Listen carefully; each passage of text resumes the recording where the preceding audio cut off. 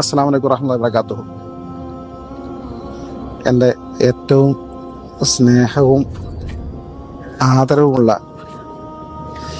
മക്കയിലെ വിഖായ വളണ്ടിയർമാരായ പൊന്നനുജന്മാരെ, സുഹൃത്തുക്കളെ, നിങ്ങൾക്ക് പലപ്പോഴും വ്യക്തിപരമായി നിമിഷങ്ങൾ മാത്രം പലപ്പോഴും ബന്ധപ്പെട്ടത് മുൻകാലങ്ങളിൽ പല പരിപാടികൾ വെച്ചോ അല്ലെങ്കിൽ ജസ്റ്റ് ഉംറയ്ക്ക് വന്ന് പോകുമ്പോഴോ ഒക്കെ പലപ്പോഴും പേര് കേട്ടറിയാം. പക്ഷെ ഈ ഹജ്ജ് യാത്രയിൽ ഒരുപാട് സമയം കിട്ടി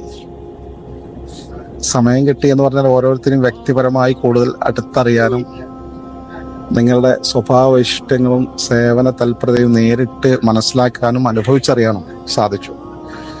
അൽഹംദുലില്ലാഹ്, നിങ്ങൾ സംഘപ്രവർത്തകർ സമസ്ത കേരള ജംഇയ്യത്തുൽ തണലിൽ വിഖായ വളണ്ടിയർമാർ, സമസ്തക്കാരല്ലാത്ത ആളുകൾക്ക് പോലും അറിയും അങ്ങനെ ഒരു വിഭാഗം. അത് ഏതാണെന്നും അവർക്കറിയില്ല.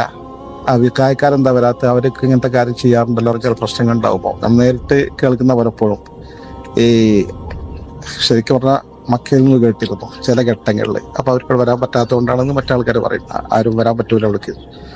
എന്തായിരുന്നാലും നിങ്ങൾ ചെയ്യുന്ന സേവനങ്ങൾ അള്ളാഹു അർഹിക്കുന്ന പ്രതിഫലം തരട്ടെ. ഒരുപാട് ഹിദ്മകൾ നിങ്ങൾ ചെയ്യുന്നുണ്ട്. അൽഹംദുലില്ലാഹ്, ഞാൻ ഓരോരുത്തരുടെ പേരെടുത്ത് പറയുന്നില്ല. അള്ളാഹുവിന്റെ പരിശുദ്ധമായ ദീനിന്റെ സഹായികളായി ഹജ്ജിന് വരുന്ന ആളുകൾ അള്ളാഹുവിന്റെ വഫ്ദാണെന്നാണല്ലോ.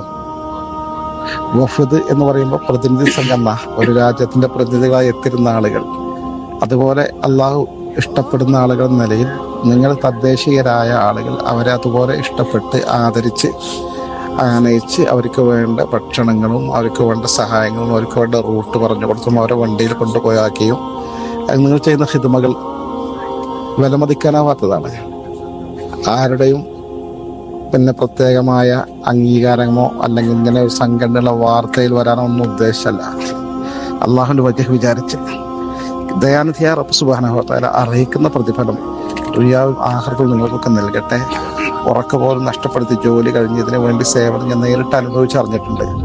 അള്ളാഹു സുബ്ഹാനഹു വ തആലയ്ക്ക് പകരം ദുനിയാവിലും ആഖിറത്തിലും അർഹിക്കുന്ന നിലയിലുള്ള പുണ്യങ്ങൾ മഹത്വങ്ങൾ നൽകി ആദരിക്കട്ടെ. നമ്മുടെയും നമ്മുടെ അഹലുകാരുടെയും എല്ലാവിധ കാര്യങ്ങളും അള്ളാഹു റാഹത്തിലും സന്തോഷമാക്കി തീർക്കട്ടെ.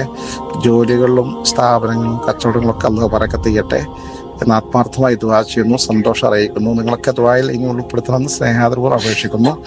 ഒരിക്കൽ കൂടി സന്തോഷവും നന്ദിയും രേഖപ്പെടുത്തിക്കൊണ്ട് അവസാനമായിട്ടും ജസാക്കുമുല്ലാഹു ഖൈറ. അസ്സലാമു അലൈക്കും വറഹ്മത്തുള്ളാഹി വബറകാതുഹു.